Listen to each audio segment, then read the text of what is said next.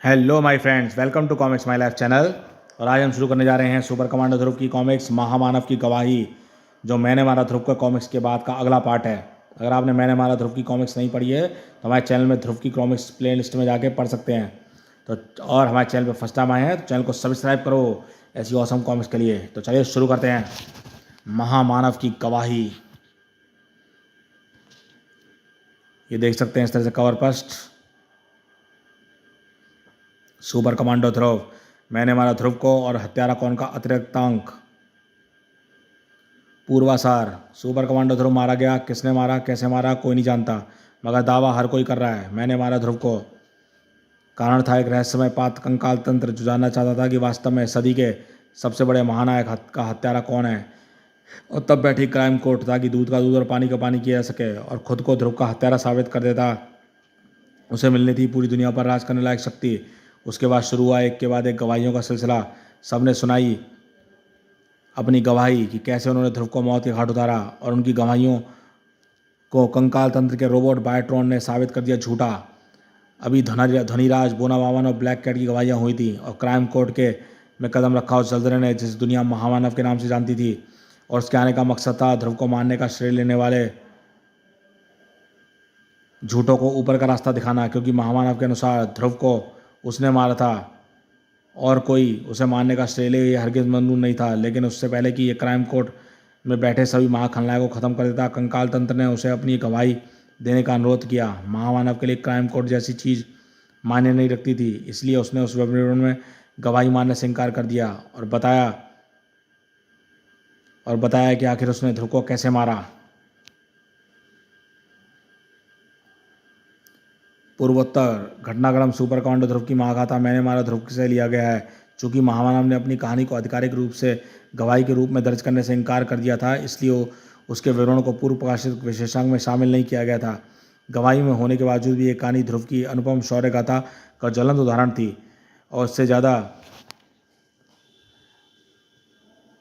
दिमाग तक पाठकों को उससे छिपाकर रखना ध्रुव जैसे महानायक का अपमान था। इसलिए जब राज कॉमिक्स में मैंने मारा ध्रुव को और हत्यारा कौन के संयुक्त संस्करण के रूप में प्रकाशित किया गया, तो मैंने इस शौर्य गाथा को उसके संयुक्त संस्करण में शामिल करने से खुद को रोक नहीं पाया। तो पाठकों ने किन्हीं भी कारणों संयुक्त संस्करण से वंचित रह गए, तो उसके लिए इस गवाही को जलन से प्रकाशित किया जा रहा है। तो आइए मिलकर जानते हैं कि क्यों ध्रुव को इस सदी का श्रेष्ठतम महानायक कहते हैं। पढ़कर महामानव की गवाही, राज कॉमिक्स से मेरा जुनून।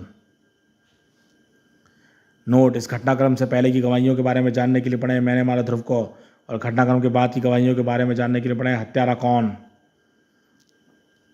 महामानव की गवाही मध्यांतर के बाद। अब तुम्हारी बैटरी पूर्ण रूप से चार्ज है बायोट्रॉन, अगली गवाही के लिए महाखलनायक। एक मिनट, कब से ढूंढ रहा हूँ मैं इस संत समागम को, परंतु तुम लोग तो इतनी परतों के अंदर छिपो जितनी प्याज में भी नहीं होती। ओहो, तो तुम में से कई लोग तो मुझे, आप कौन है श्रीमान, आपने इस अत्यंत गुप्त कक्ष को कैसे ढूंढ निकाला। ओहो, तो तुम में से कई लोग मुझे जानते नहीं हो। दरअसल कीड़ों से मैं जान पहचान नहीं करता, सिर्फ उन्हें मसलता हूँ, और आज भी यहाँ वही करने आओ। तुम सब कीड़ों को मसलने आए हो और ध्रुव को मारने का दावा कर रहे हैं। शांत हो रही श्रीमान, पहले मुझे अपना परिचय तो दीजिए, फिर मसलने की प्रक्रिया शुरू कीजिए।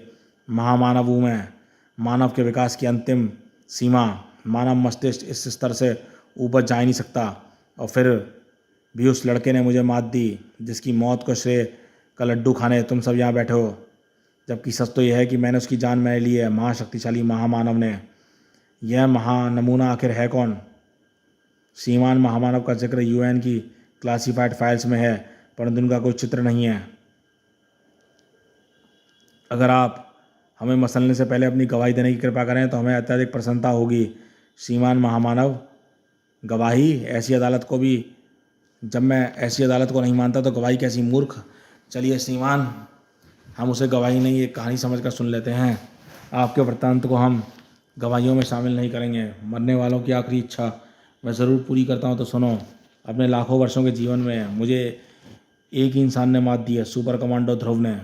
उसने मुझे खौलते लावे में गिराकर मेरा अंत कर दिया था, क्योंकि गर्मी से मेरे मानसिक शक्ति एक बच्चे से भी गई गुजरी हो जाती थी। तो वो तो भला हो कि मेरी बची कुची मानसिक ऊर्जा का जिसने मुझे अपने कवच में सुरक्षित रख दिया था। पर मेरा दिमाग उस लावे से भी ज़्यादा खौल रहा था। आखिर एक प्रागैतिहासिक दिमाग मुझे भला कैसे मार सकता था।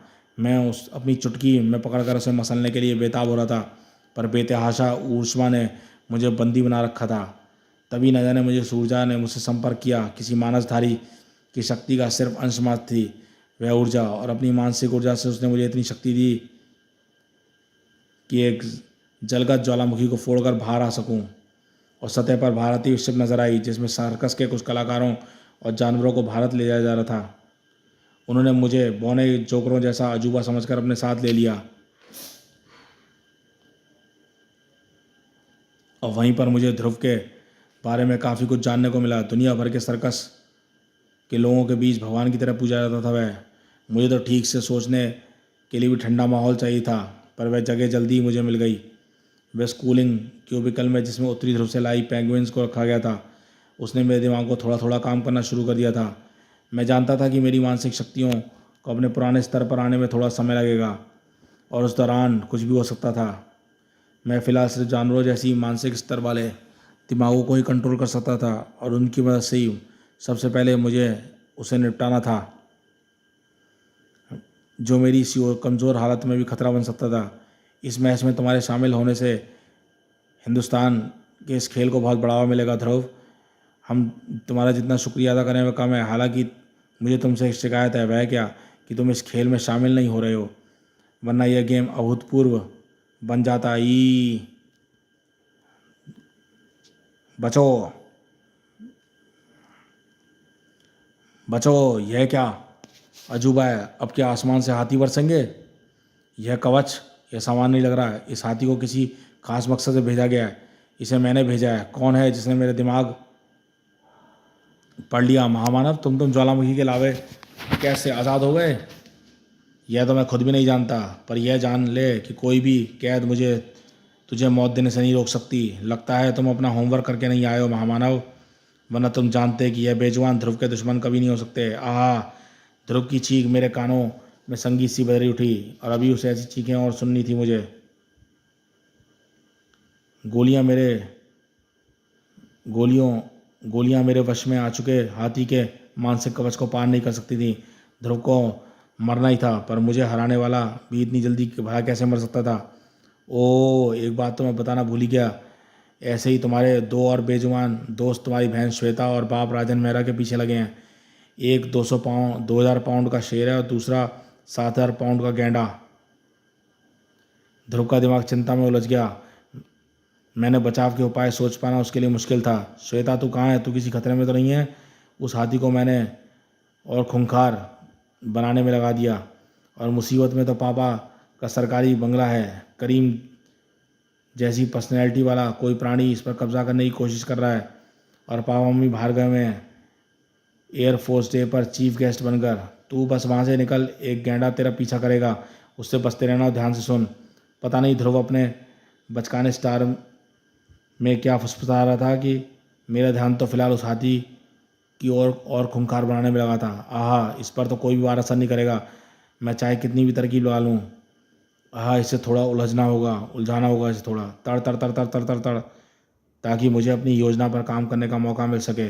और इसमें मेरी मदद करेगी यह फुटबॉल मशीन, जिसका प्रयोग खिलाड़ियों और गोलकीपर को ट्रेन करने में किया जाता है। अब इसका गुस्सा भड़केगा।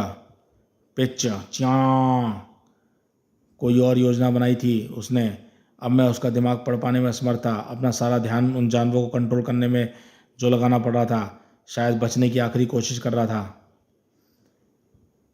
और साथ ही साथ एक और आश्चर्यजनक चीज़ हो रही थी। मुझे वह ऊर्जा बढ़ती हुई महसूस हो रही थी जिसने मुझे लावे से बाहर निकालने में मदद की थी। और यह ना ध्रुव के लिए अच्छी खबर थी, ना ही उसके परिवार के लिए। उसकी बहन मौत के ज़्यादा करीब थी। महामानव यानी मेरे क्रोध से उसे कोई नहीं बचा सकता था सिवाय खुद महामानव के। लेकिन उस दुष्ट ध्रुव का दिमाग बिल्कुल यही कर रहा था। वह मेरी शक्ति को मेरी ही शक्ति से टकराने जा रहा था। उस टक्कर के वेग से मेरा दिमाग तक पल भर के लिए बुरी तरह झंझना गया। जरा सोचो, उस बेचारे हाथी और गैंडे का क्या हाल हुआ होगा।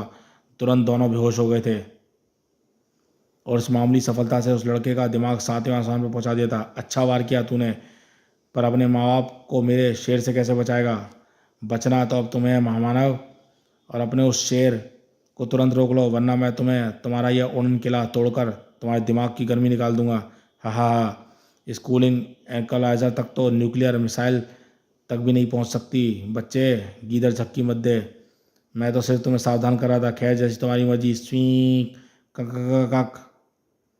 उस आवाज़ का मतलब तो मैं तो नहीं, पर वे पेंगुइन ज़रूर समझ गई, और मैं एक सेकंड में अपनी गलती समझ गया। मैंने पेंगुइन के निरी समझकर अपने साथ रखकर एक भयानक भूल की थी, क्योंकि ध्रुव चिड़ियों से बात कर सकता था। मेरे कुछ समझ पाने से पहले उन पेंगुइन ने बिजली की फुर्ती से कूलिंग इक्वलाइजर के कंट्रोल्स को ऑफ कर दिया, और उस बंद डिब्बे में गर्मी और घुटन तेजी से बढ़ने लगी। और अब उसे तोड़ना ही एकमात्र उपाय था, और जैसे ही वह दुष्ट लड़का चाहता था, अब मैं एक बार फिर ध्रुव के हाथों से मात खाने वाला था, क्योंकि बाहर चमकता हुआ सूर्य मेरा हाल फिर से बेहाल करने वाला था। लेकिन किस्मत इस बार मेरे साथ थी। अरे, मेरी मानसिक ऊर्जा तो इस बार गर्मी में भी बरकरार है। अच्छा किया तूने मुझसे यह डिब्बा तोड़वा दिया, वरना मुझे कभी पता ही नहीं चल पाता। अरे, भागता कहाँ है? थैंक यू तो लेता जा मेरा। अब तो बाबा मम्मी भी मुझे बचाना पड़ेगा। मैं भी चलूँगी। शेर कॉकरोच जितना डरावना थोड़ी होता है। ठीक है बहादुर बहन, मान गया। फिर भी तू घर जा। राजनगर एयरबेस, यह क्या चीज़ है और यह कहाँ से आ टपका? गोलियों पर तो यह ध्यान तक नहीं दे रहा। सभी पीछे हट जाएं, हम एयर स्ट्राइक करने जा रहे हैं। Target locked. Strike one successful. Target destroyed. कर। आहा। ओ माय गॉड, यह शेर है या शेर का भूत?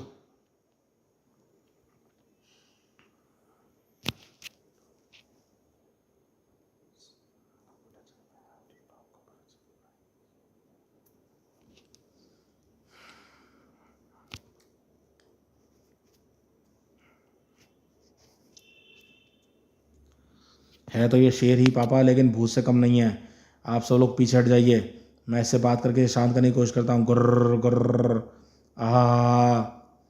हाँ, यह बातचीत में नहीं, तुम्हारा खून पीने में दिलचस्पी रखता है। महामानव की शक्तियाँ गर्मी में भी बरकरार हैं, बल्कि उल्टे हुए शक्तियाँ बढ़ रही हैं। कैसे? अब यह तारीफ नहीं, सच्चाई थी। उसने डटकर मुकाबला करने की ठान ली थी। शायद पेंगुइन ने उसे बता दिया था कि वे सभी जानवर सर्कस के हैं। तभी तो उसने शेर की कमजोरी का फ़ायदा उठाया, और छल्ले को देखकर शेर उसके अंदर उसके पार कूदने की इच्छा जाग उठी, और वह ध्रुव की चाल या कहो पिघले टायर में फंस गया। कर। और पर एक कमी रह गई। टायर में तो सिर्फ उसके अगले पंजे फंसे थे। ध्रुव अपने ही जाल में फंस गया था, और अब किसी भी क्षण शेर उसका सिर चबाने वाला था। लेकिन तभी वह हुआ जिसकी वह कल्पना तक नहीं कर सकता था। मेरे मानसिक कवच को कागज की तरह काट डाला था उस खड़ग ने। पर खड़ग था तो कोई उसे चलाने वाला भी कोई चाहिए था। और तब वह सामने आया, वह शख्स जो या तो मेरी जिसमें शायद मेरी जान भी था या मेरी मौत भी। किसने किरगी की यौगिक शक्तियों को खींचकर उसका प्रयोग ध्रुव पर करने का साहस किया है? किरगी, निंजा किरगी, तुम यहाँ पर कैसे? उधर हिमालय पर मानवों की आवाजाही बढ़ गई है। उससे मेरी साधना में व्यवधान पड़ रहा था, तो मैं हिमालय की एक भूमिगत कंदरा में चला गया था। माँ साधना के दौरान मुझे अपनी बूंद भर शक्ति खिंचती महसूस हुई, तो मैंने ध्यान नहीं दिया। लेकिन फिर भी मुझे आभास हुआ कि कोई उसका प्रयोग तुम्हें मारने के लिए कर रहा है, तो मैं तुरंत यहाँ के लिए रवाना हो गया। किरगी नाम था उसका, और जो उसी की ऊर्जा थी जिसने पहले मुझे ज्वालामुखी से आज़ाद किया, और फिर उस ठंडे बक्से से। ओह, यानी तुम पास आते जा रहे थे और मेरी तुमसे ऊर्जा खींचने की ओह, यानी तुम पास आते जा रहे हो और मेरी तुमसे ऊर्जा खींचने की गति बढ़ती जा रही है, और यही ऊर्जा मुझे गर्मी में भी पूर्ण चैतन्य रहने की शक्ति प्रदान कर रही है। अब तुम मेरे सामने आ गए हो। वाह। अब मैं जितनी पास आऊँगा तेरे प्राण उतनी जल्दी निकलेंगे। गलत। तेरे अति विकसित मस्तिष्क के आगे तेरा दिमाग मेरे अति विकसित मस्तिष्क के आगे तेरा दिमाग कुछ भी नहीं है निंजा। मैं तेरी शक्तियाँ इतनी आसानी से खींच सकता हूँ जैसे स्ट्रॉ से शरबत। आहा, यह तो बहुत शक्तिशाली है। मैं नियंत्रण खो रहा हूँ। किरगी असावधान था, वह आसानी से मेरे कब्जे में आ गया था, और मेरी शक्तियाँ अब ऐसे बढ़ रही थीं कि मानो समुद्र में सुनामी आ गई हो, और सूर्य तक मुझे खिलौने से लग रहा था। और अब तो किरगी भी मेरे वश में आ गया था। तू बहुत शक्तिशाली है ध्रुव। दोस्त के हाथ से मौत बिरलों को मिलती है। किरगी, खत्म कर दे इसे, काट डाल। ध्रुव को उसे बचाने वाला वहाँ थे हालांकि गोलियां किरगी का कपड़ा तक नहीं भेद पाती। फिर भी कुछ ने कोशिश की, लेकिन किरगी का खड्ग उससे ज़्यादा तेज और धारदार था। अब किरगी के हाथों में ध्रुव की मौत थी, लेकिन वह खुद भी जानता था कि वह उस मौत से बचने के लिए ब्रह्मांड की किसी भी शक्ति से मदद नहीं मांग सकता था। फिर भी वह लड़ रहा था। 10 मिनट से लगातार बचता रहा। फिर वह न जाने कैसे मरने से पहले वह किसी चीज़ का इंतजार कर रहा था और गहरी सोच में नजर आ रहा था। मैं हालांकि उसका दिमाग पढ़ तो सकता था, पर ऐसा करते ही किरगी मेरा मानसिक कैसे आज़ाद हो जाता और फिर मैं जोखिम नहीं उठा सकता था और यहीं मैं मात खा गया। अरे यह क्या, तू बचेगा नहीं, चाहे वह न्यूक्लियर मिसाइल ही क्यों ना हो या उससे ही बड़ी चीज़ है महामानव, तुम्हारी शक्तियों से युक्त जानवर। बस होश में आने के बाद अब ये मेरी बात सुन रहे हैं और मान भी रहे हैं। तू मेरा मैसेज बिल्कुल सही समझी श्वेता, फटाफट ट्रक में इन्हें ले आई। थैंक्स। थैंक्स रखो जेब में, मैं तो पापा मम्मी को बचाने आई थी। इस महाटक्कर से होश में आए किरगी ने अपने आप को संभाल लिया और यौगिक शक्ति का प्रवाह रुक गया। अब वह फिर से यह भाव शुरू करना था, पर ध्रुव नाम की इस मुसीबत को ख़त्म करने के बाद, वरना उसके टांग अड़ाने रहने का सिलसिला अंतहीन हो सकता था। शक्तियाँ बढ़ चुकी थी मेरी। अब मैं कुछ हद तक प्रकृति को नियंत्रित कर सकता था। ध्रुव ने भागने की कोशिश तो की, पर बिजलियों का निशाना वह और सिर्फ वही था। बिजलियों ने तो शायद 1-2 बार बच सकता था, लेकिन ज़्यादा देर तक नहीं, और यह बात वह भी जानता था। और इसलिए वह शायद हेलीकॉप्टर से भागने की कोशिश में था और मेरा उस पर ध्यान देना काम बिजलियों का था। मैं किरगी से यौगिक ऊर्जा खींचने की धींगा मुश्ती में एक बार फिर से मस्त हो गया। और किरगी शक्तिशाली तो था जरूर, पर मेरे जितना विकसित नहीं था। हारना तो हर हाल में उसी को था। मैं उसकी शक्तियाँ खींचने में इतना मग्न हो गया था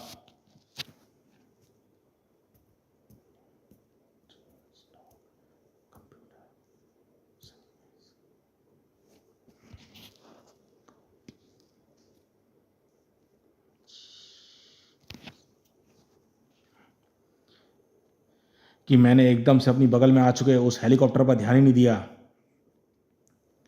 और उसी पल कौन थी बिजली की लहर ने हेलीकॉप्टर को अपना निशाना बनाया और ध्रुव चीखा तो जरूर, पर मौत की उस कड़कड़ाहट में उसकी आखिरी चीख दबकर रह गई। और अगले ही पल मैं भी चीख उठा और मेरी शक्ति से पैदा हो गई बिजली से लिपटा हुआ वह हेलीकॉप्टर पूरे वेग से मुझसे आ टकराया। भयानक झटका लगा था मुझे। ध्रुव दिमाग अंधेरे में डूबता लगा मेरा। मैंने अंधेरे में डूबती आंखों से मैंने जो आखिरी दृश्य देखा वह हेलीकॉप्टर के फटने का था। बिजली गिरने से खाक हो चुके ध्रुव का शरीर अब कणों में बदल चुका था। किरगी से भी मेरा संपर्क टूट गया था और जब मुझे होश आया तो मैं समुद्र तल के कई मीटर ठंडे पानी में था। पानी का ठंडापन मुझे होश ला रहा था और किरगी से खींची गई यौगिक ऊर्जा मेरे अंदर से गायब हो चुकी थी। शायद किरगी उसको मुझसे वापस लेने में सफल हो गया था, पर मेरा सबसे बड़ा काम तो हो गया था। ध्रुव मेरे हाथों ख़त्म हो चुका था। मैं तो उत्तरी ध्रुव की ओर रवाना भी हो चुका था, पर तभी हवा में उड़ती मानसिक तरंगों ने मुझे इस नौटंकी की खबर मिली। अब बताओ क्या करूं मैं तुम सब झूठों का। श्रीमान महामानव के प्रश्न का उत्तर दो बायोट्रॉन। इनकी गवाही बयान अक्षरश सत्य है। देखा, सिवाय एक तथ्य के महामानव जी, आपने ध्रुव को नहीं मारा। क्या बकवास कर रहा है तू? गिरती बिजली के नीचे खड़ा होकर देख, फिर बोल, अगर बोल पाए तो। आपका मस्तिष्क विकसित अवश्य है श्रीमान, पर वैज्ञानिक तथ्य इसमें से लापता हैं। उस धातु के प्लेन जैसी खोखली चीज के अंदर बिजली गिरती है तो उसके ऊपरी सतह पर जरूर तीव्र आवेश चार्ज आ जाता है, पर उसके अंदर विद्युत क्षेत्र शून्य रहता है, यानी जीरो। इसे फेराड केज भी कहते हैं। ध्रुव उड़ते हेलीकॉप्टर के अंदर था, यानी कि उसको झटका लग ही नहीं सकता था, क्योंकि चार्ज अंदर था ही नहीं। हमारे अनुमान के अनुसार उसकी वह हालत बिजली की तीव्र झमक के कारण थी और आपने हेलीकॉप्टर के टकराने के तुरंत बाद बाहर कूद गया था। यह तू कैसे कह सकता है? इसकी गवाही से बताएं श्रीमान किरगी। यह सच है। ध्रुव का तो बाल विवाह का नहीं हुआ था, बल्कि हम दोनों ने मिलकर काफ़ी देर तक उसे ढूंढा भी था। धन्यवाद किरगी जी, अब आप जा सकते हैं, परंतु यहाँ की स्मृति कृपया अपने दिमाग से साफ कर दें। यह हमारा नियम है। श्रीमान महामानव, अब तो आप हमें मारने से पहले यह अवश्य जानना चाहेंगे कि ध्रुव को आपने नहीं किसने मारा है। अब आप उस द्वार के पार हमारी खास आरामगाह में गवाही यहाँ पूरी होने का इंतजार करें। आहा, मैं तो फिर से उसी लावे में पहुँच गया जहाँ से मैं चला था। धोखा, कंकाल तंत्र। ओहो, मेरी स्मृति जा रही है। अगले माह खलनायक डॉक्टर वायरस गवाही देने के लिए पधारे हैं। क्रमशः आगे गवाहियाँ जारी रहेंगी। हत्यारा कौन में तो दोस्तों ये महामानव की गवाही कॉमिक्स यहीं समाप्त होती है। अब मिलेंगे इसके नेक्स्ट पार्ट हत्यारा कौन में।